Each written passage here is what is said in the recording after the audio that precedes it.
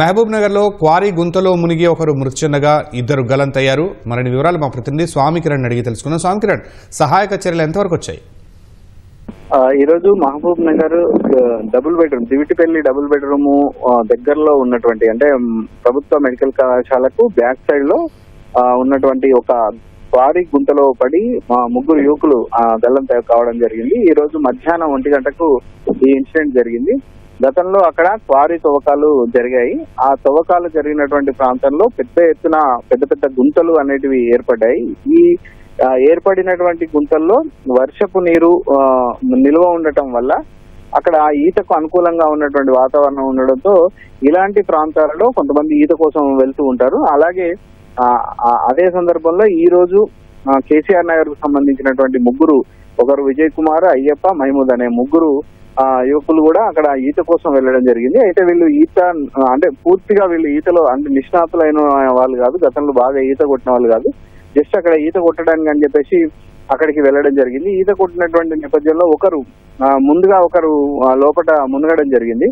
ఆ మునుగుతున్నటువంటి క్రమంలో అతన్ని రక్షించడానికి మరో యువకుడు అందులోకి ఆ గుంతలోకి దూకడం జరిగింది. అతను కూడా చిక్కుకొని పోవడంతో వీళ్ళిద్దరూ మునిగిపోతున్నటువంటి క్రమంలో మరొక వ్యక్తి కూడా వాళ్ళిద్దరిని రక్షించడానికని వెళ్ళి ఆయన కూడా లోపల గల్లంతు కావడం జరిగింది. అయితే మృతదేహాల్లో ఒకరి మృతదేహం మాత్రం అంటే ఎక్కడైతే వాళ్ళు మునిగారో ఆ మునిగిన ప్రాంతంలో కాకుండా మరో ప్రాంతంలో ఆ మృతదేహం అనేది కొద్దిసేపటి క్రితం తేలింది. ఆ తేలినటువంటి మృతదేహాన్ని ప్రస్తుతం ప్రభుత్వాసుపత్రికి పోస్ట్మార్టం నిమిత్తం తరలించారు. అయితే ఇప్పుడు వాళ్ళిద్దరు అంటే మిగిలిన ఇద్దరు మాత్రం గల్లంతయ్యారు. వాళ్ళు ఎక్కడున్నారో తెలియదు, వాళ్ళు అక్కడే అందులోనే చిక్కుకొని పోయారని చెప్పేసి భావిస్తున్నారు. ఈ మేరకు స్టేట్ విపత్తు నిర్వహణ దళాలకు సంబంధించినటువంటి గజ ఈతగాళ్లు ప్రస్తుతం ఇక్కడ రంగంలోకి దిగారు. వాళ్ళను వెతకడానికి ఆ లోపల మొత్తం కూడా సెర్చ్ చేస్తున్నారు. వాళ్ళ పద్ధతిలో వాళ్ళు సెర్చ్ చేస్తున్నారు. గతంలో అంటే ఇదే క్వారీలో గతంలో కొంతమంది ఈతలకు వెళ్లి మృతి చెందినటువంటి ఘటనలు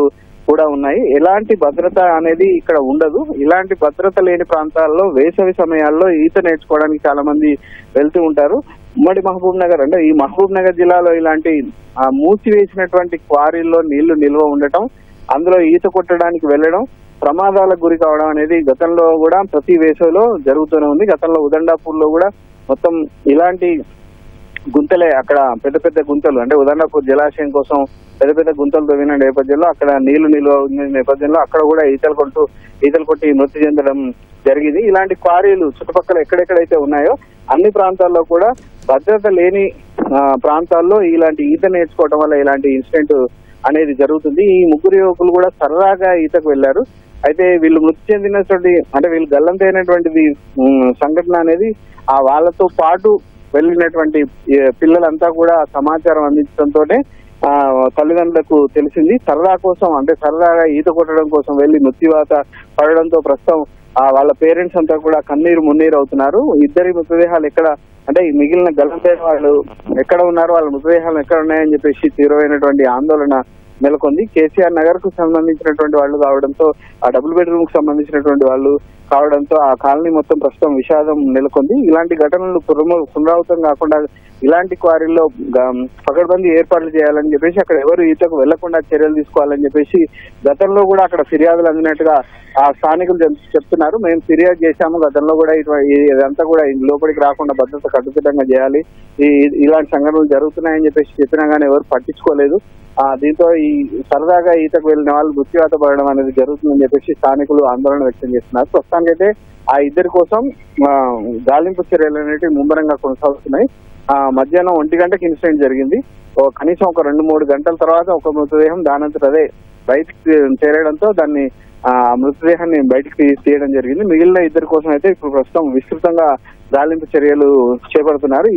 గజ ఈతగాళ్ల చేత లోపల సెర్చ్ చేస్తున్నారు. మరికొద్దిసేపట్లో అంటే పూర్తి స్థాయిలో అది పెద్ద ఎత్తున లోతైనటువంటి గుంతలు ఉండడంతో కొంత రిస్కీ ఆపరేషన్స్ కొంత ఇబ్బంది కలుగుతున్నట్టుగా మనకు తెలుస్తుంది. మొత్తానికి ఈ సాయంత్రం ఈ చర్యలు అయితే ముమ్మరంగా ప్రస్తుతం అక్కడ కొనసాగుతున్నాయి. శర్మ, ధన్యవాదాలు స్వామి కిరణ్.